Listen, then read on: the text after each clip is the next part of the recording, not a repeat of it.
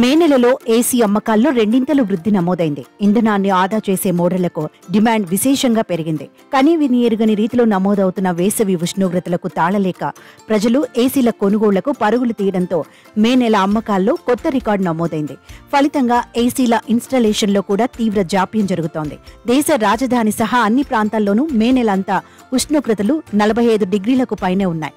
అమ్మకాల విషయానికి వస్తే ప్రధాన బ్రాండ్లైన Voltas, LG, Daikin, Panasonic, Blue Star అమ్మకాలు గత ఏడాది మే నెలతో పోల్చితే 30 నుంచి 35% మేరకు పెరిగినట్టు గణాంకాలు తెలుపుతున్నాయి. ఏప్రిల్, జూన్ త్రైమాసికంలో మిగిలిన రోజుల్లో కూడా అమ్మకాల్లో ఇదే జోరు కొనసాగవచ్చునని కంపెనీలు భావిస్తున్నాయి. ఈ ఏడాది తొలి 6 నెలల కాలంలో 20 లక్షల ఏసీల అమ్మకం మైలురాయిని తాము సాధించగలమన్న విశ్వాసం వోల్టాస్ తెలిపింది.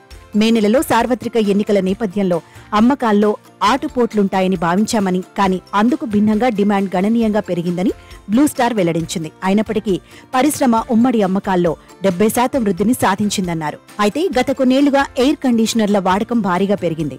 గ్లోబల్ వార్మింగ్ వెనుక ఏసీ వాడకం అతిపెద్ద కారణమని ఐక్యరాజ్య సమితి నివేదిక గత ఏడాది జూలైలో తెలిపింది. నివేదిక ప్రకారం వాతావరణ మార్పుల కారణంగా ప్రపంచ ఉష్ణోగ్రత పెరుగుతోంది. ప్రస్తుతం ప్రపంచంలో సుమారు 5.6 బిలియన్ యూనిట్ల ఏసీ నడుస్తోంది.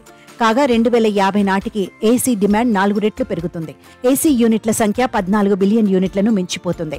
3,280 మిలియన్ల అమెరికన్లు చల్లదనం కోసం ఏసీలను ఎక్కువగా ఉపయోగిస్తున్నారని, 4.4 బిలియన్ ప్రజలు Africa, Latin America, middle east, ఆసియాలో ఉపయోగిస్తున్నారని అంతర్జాతీయ శక్తి సంస్థ తెలిపింది. ఐఈఏ ప్రకారం ఏసీ వ్యవస్థలు అధిక శక్తిని వినియోగిస్తాయి. ఈ కారణంగా ఇది గాలిలోని కార్బన్ డయాక్సైడ్, ఇతర గ్రీన్ హౌస్ వాయువులను గరిష్ట మొత్తంలో కరిగించి వేస్తోంది.